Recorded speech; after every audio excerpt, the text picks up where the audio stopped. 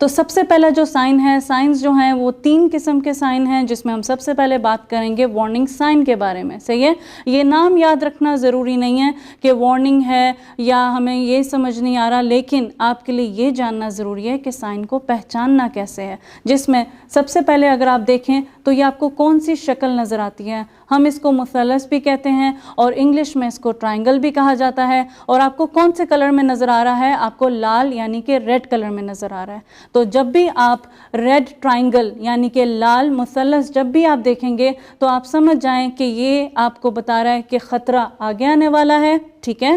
اور جب بھی آپ الٹی تکون دیکھیں گے، ٹھیک ہے، تو اس کا مطلب ہے کہ خطرہ یہاں سے شروع ہے.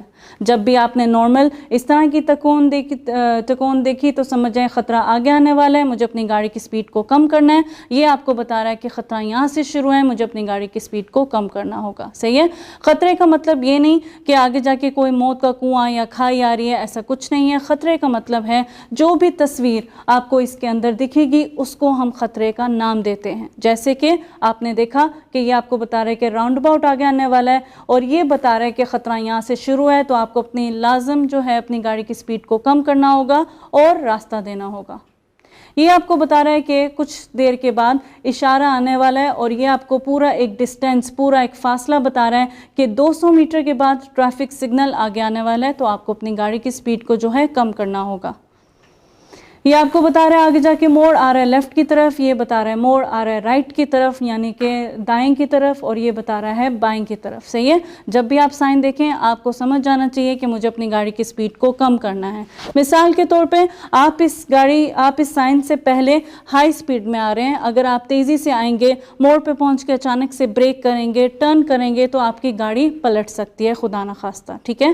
تو آپ کو کیا کرنا ہوگا؟ یہ سائن کو دیکھتے ساتھ آپ سمجھ جائیں گے کہ مجھے اپنی گاڑی کی سپیڈ کو کم کرنا ہے، تو تاکہ آپ ایزیلی موڑ کو جو ہے کراس کر سکیں گے.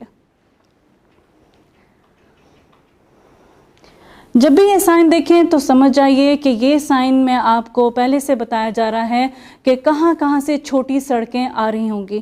اگر آپ مین روڈ ڈرائیور ہیں، یعنی کہ اگر آپ جو مین روڈ سے آ رہے ہیں، یہ اگر آپ ادھر سے آ رہے ہوں گے تو آپ کو سمجھ جانا چاہیے کہ چھوٹی سڑکیں جو ہیں بڑی سڑک کی طرف آ سکتی ہیں. اس کا مطلب ہے کہ یہاں سے ڈرائیورز جو ہیں بڑی سڑک کی طرف آ سکتے ہیں. تو آپ کو کیا کرنا ہوگا؟ اگر آپ لوگ بڑی سڑک سے آ رہے ہیں تو لازم اپنی گاڑی کی سپیڈ کو کم کرنا ہے، اور جب بھی آپ یہ جو چھوٹی سڑک سے بڑی سڑک کی طرف آئیں گے لازم آپ کو رکنا ہے، دونوں طرف دیکھنا ہے، پھر ہی آپ کو جانا ہوگا.